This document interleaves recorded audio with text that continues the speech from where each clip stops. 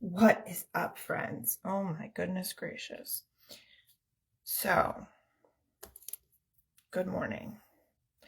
You guys, it's so funny. So, you may know this. Maybe you don't. If you're popping on, say what's up in the comments. If you're watching the replay, let me know. We're going to get back after this whole live streaming thing. My random thoughts. So, here's the deal, guys.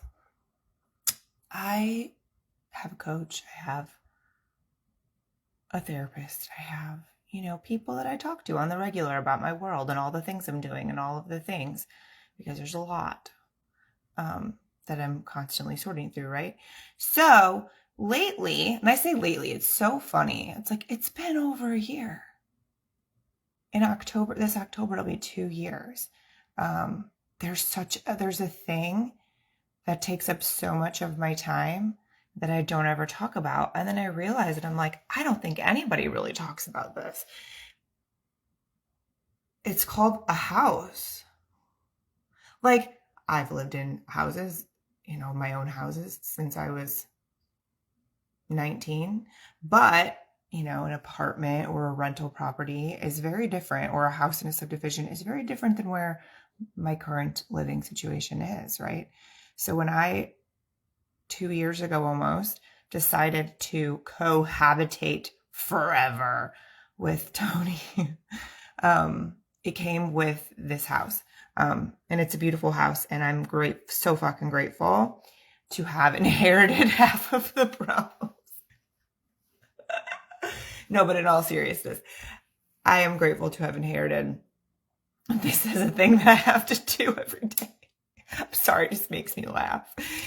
But it's to the point where when people ask me, like, what do you guys do on the weekends? And I'm like, our house takes a lot of work. Like, that's all I have to say. Like, I don't know. But nobody talks about this, especially business owners and people who I know who are overachievers, who are trying to have better lives and build things and, be really well-rounded humans. I think somebody needs to talk about the fact that if you own a home and you don't have a staff of people, it's so much work. It's so much work. It's so much work. And so then, we live in the middle of nowhere on some little wooded acreage or whatever. And you guys, I mean, it is a full-time job taking care of this house. It's mind-boggling that Tony was able to do it by himself for so long.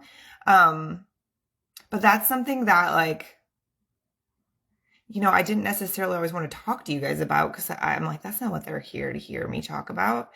But it's the truth. Like, and who doesn't? If you own a home, I know that, not everybody owns a home that's this much work all the time. Pools are a lot of work, and having property is a lot of work.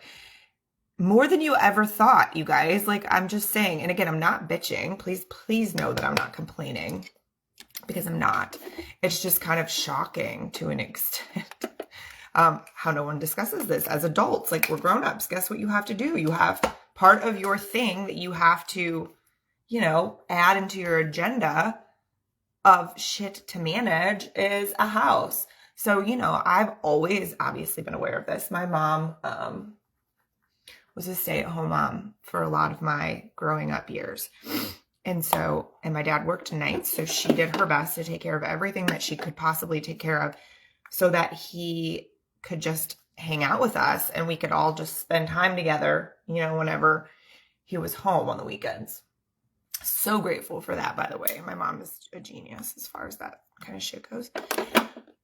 But anyway, so when I moved in here, let's just tell the story. Fuck. Do I sound like a pompous asshole? Because I certainly am not trying to sound like a pompous asshole. But I moved into this home. This is not what I would have bargained for or chosen. I'm super grateful. I love this place, but it's way more than I would have signed up for in any other instance, right? But this house is Tony. I mean, it is. Like, this is his pride and joy. It's his favorite thing to do. And so, like, of course, I'm not going to expect to go elsewhere. So with that being said, that's what I do a lot, you guys. Like, I've had to go room by room in this house. and go through large amounts of stuff, because Tony is also the kind of guy who lives in every single place. Like, he's not one of the people who has a big house and then the rooms aren't used. Like, he lives in this house, and he has for a really long time prior to me living here. And so I've just had, it's been a huge amount of things on my plate. It's been very rewarding, to say the least, but like, again, I just feel like I haven't told you guys that. And so, for example, yesterday, I didn't have any clients scheduled, and I had some work to do. I always have work to do, don't we all? And last week, when I was like having a panic attack almost about all of the stuff that I needed to get done and all the time that I don't have, because we all have those moments. You're not the only one. Like, even coaches who are hyper independent and hyper organized have moments where they're like, oh my God, the walls are caving in. How am I ever going to do all of this? So what happened actually was like last Tuesday. So it was a week ago. I had like a serious moment on Snapchat with my girlfriends. And then I was like walking down the stairs and Tony's like, what's wrong? And I just like word vomited it all over him. And I went and had a sound healing session with my massage therapist, and I left and I felt way better. Felt way more manageable. And then that's when I decided, you know what, Tuesday, I don't have anybody. So Tuesday, I'm going to spend the day going to get what we need to plant. Now, these are obviously elective things, right? Like, we don't have to plant flowers. We don't have to plant a garden. We don't have to do any of that shit. It's a choice that we make, but it also comes with a lot of planning. When you obviously you have to know what light is where, and Tony likes a certain kind of look around the pool and like all this shit. So I spent all day yesterday mapping plants, getting plants, 2 trips, like, meaning I came back home, dropped shit off. And when you live kind of far away from everything, like, that's a big deal. Yeah, it was great. But what I'm getting at, what I wanted to say was, like, there's just not enough, I think, like, merit or weight to put on the amount of time that, as a homeowner or just an adult who has a household, like, even if you don't own the home, you're running a household for yourself, for your family, for whatever. It takes up a large chunk of time, mentally and physically. It just does. And so many clients and so many people I talk to are like, I have no time for anything. And then we talk about what they're doing with their time, and no one includes laundry and cutting the grass and cleaning up the house and, you know, making sure that the pantry stays organized, because once you organize it once, great, but you have to stay on top of it. Like, all of that stuff, right? Like, I've been going room by room by room and reorganizing everything and getting rid of a ton of shit. Nobody talks about the fact that you need time for that, right? So I am really good at that stuff, and I don't talk to you guys about it. Obviously, you wouldn't be shocked by my organization obsession, considering that I am a project manager by nature and that getting shit done and staying organized is kind of my jam. Like, I'm sure that wouldn't shock you. But I do feel like I'm doing a disservice to myself also, because I think that our self-worth as humans gets really wrapped up. I don't think I know. Our self-worth gets really wrapped up in tangible results, right? And a lot of times those tangible results are found in money, how much money we're making, how many things we're selling, how much weight we're losing, or how much, like, how we look in the mirror. All of that stuff plays into what we determine our worth to mean, right? And so with that being said, which is ultra fucked up, by the way, but that's the way we're wired with this world we live in. So with that being said, that noise, you guys, it's this cute little thing that all my brushes go in. With that being said, I lost my train of thought. Fuck me, running. Anyway, I don't even know what I was getting at. Oh, I guess is that we always want tangible results. That's what it is. But if we can't see it, we're trying to measure all this stuff, blah, blah, blah, blah, blah. And it's like, dude, what about your space? Like, your space matters so much. And the thing that I've learned is that living in this house, if Tony and I had regular jobs, we wouldn't be able to live here. Unless our regular jobs were producing an enormous amount of excess money. Because we'd have to hire people, so many people. We'd have to hire so many fucking people to take care of this place. And it just really hit me this weekend. We went out to a baseball game with our accountant that Tony's been working with for a really long time. I've been working with for a while. And the girlfriend asked me, like, what do you guys do? Like, what do you guys like to do in your spare time? And I'm like, well, Tony enjoys manual labor. So if we're gonna, that's what Tony likes to do in his spare time.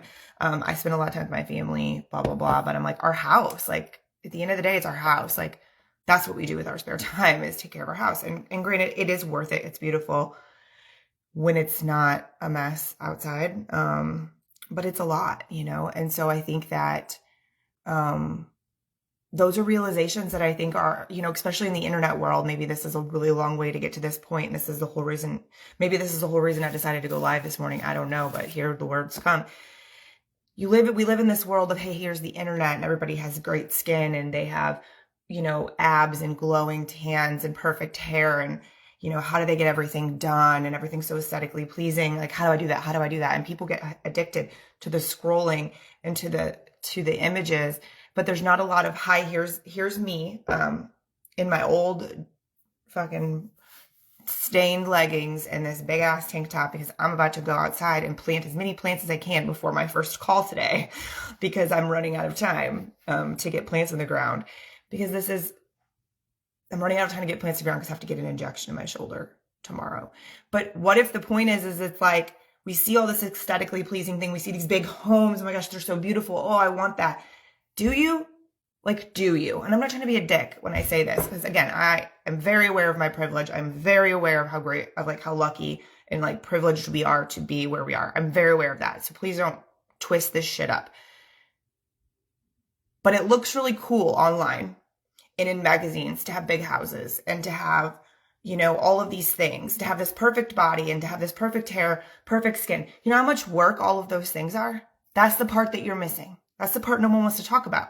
I want to talk about it. So I used to have extraordinarily bad acne, like literally my whole face here on both sides. I should post pictures of the befores.